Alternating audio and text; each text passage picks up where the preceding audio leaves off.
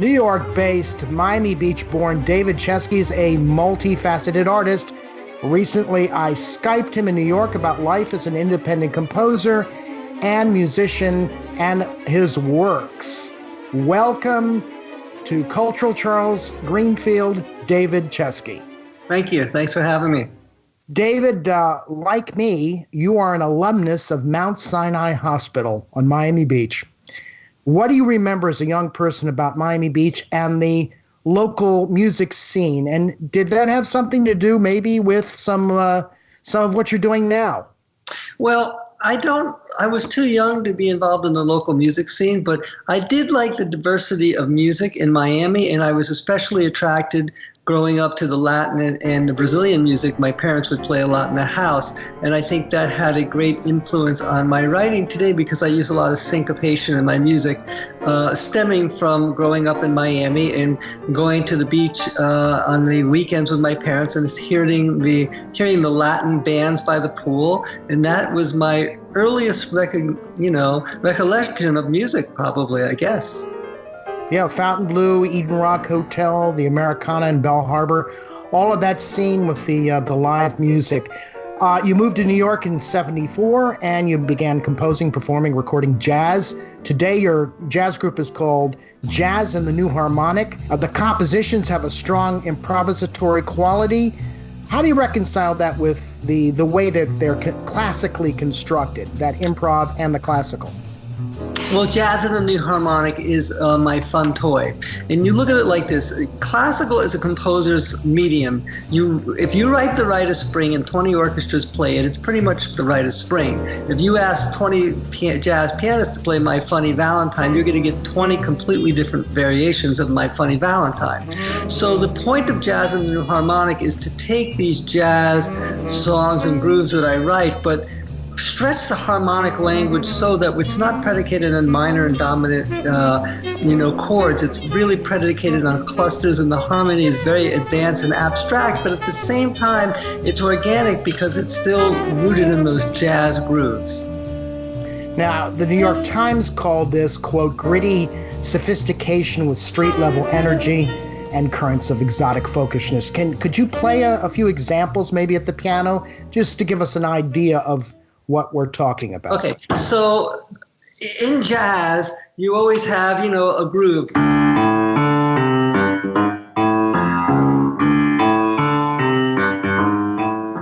Okay, and normally you would play,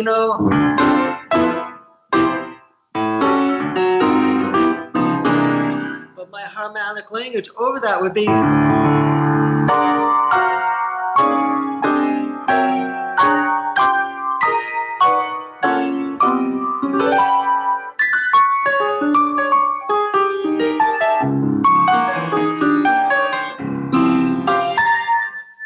And so the harmony I would be playing would be very, I guess, modern, but the bass player would still be the.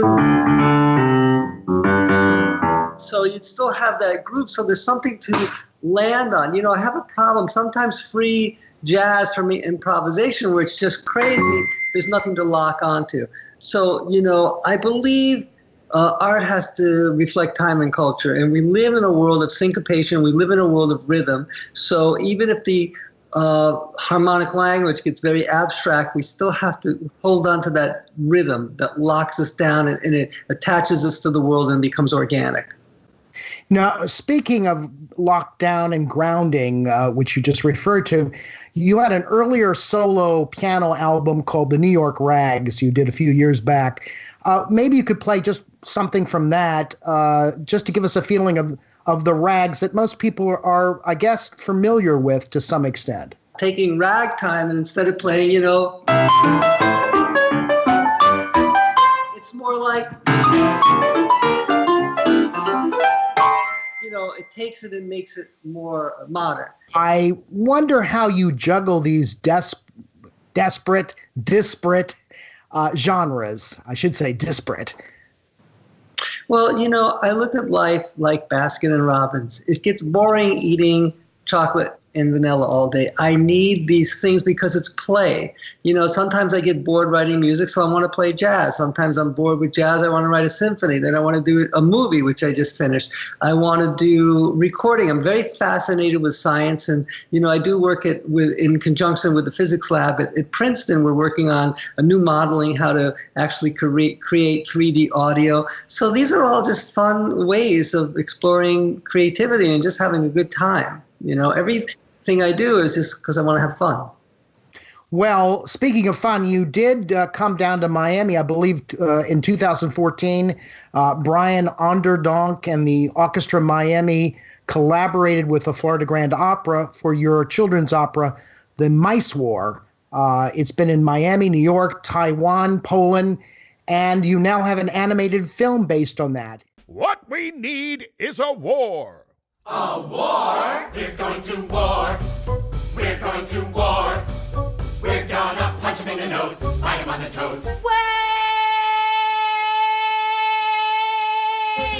This is an opera I wrote, and it basically teaches, it's two things. I wanted to teach children about the absurdity of war, and at the same time exposing them to classical music. You went to Krakow, I believe, to supervise the Mice War in Krakow, and then you went to Auschwitz or Auschwitz. That must have been a very emotional revelation, but at the same time, the music is very joyous, and I found it celebratory. Well, what I wanted to do was this. On my days off, I would go with the conductor and we would go to Auschwitz. And they asked me to write something about this. And I did, because if you listen to the last work, Arbeit macht frei, it's about what it's like to be walking under that gate in Auschwitz in February. And there's a few other ones, the Wiener Psalm. But I started really exploring and learning about klezmer and Eastern European, Russian, Jewish music. And I said, you know, instead of making this project all sad, let's do the other side, the fun, the klezmer. So I think there's Dora's Dance and Betty's March and the Fiddler Maker, which encompasses these Russian Jewish roots, but puts them into a classical orchestral form. So this way it balances the record out. But it did start out as a tribute to the Holocaust in Auschwitz, but kind of morphed into more. Jazz, classical opera, ballet, film conductor, children's books author, jazz pianist, and audio technologist, and audiophile labelist. Whoa. Chesky Records and 3-time Grammy nominee. His work has been defined by the New York Times as a combination of gritty sophistication with street-level energy and currents of exotic folkishness. His latest CD, The Spanish Poems from Crossover Media, is now available, and Chesky's currently working on a new opera. Past works include New York Variations, The Mice War, The New York Rags, Urbanicity and String Theory, Joy and Sorrow, and the Venetian Concertos. Anything you want to mention before we leave? No, that's kind of it. You know, hey, listen, what can I tell you? Miami's a great place. I wish I could live there now and work. It would be awesome. But we kind of float around the globe where we have to.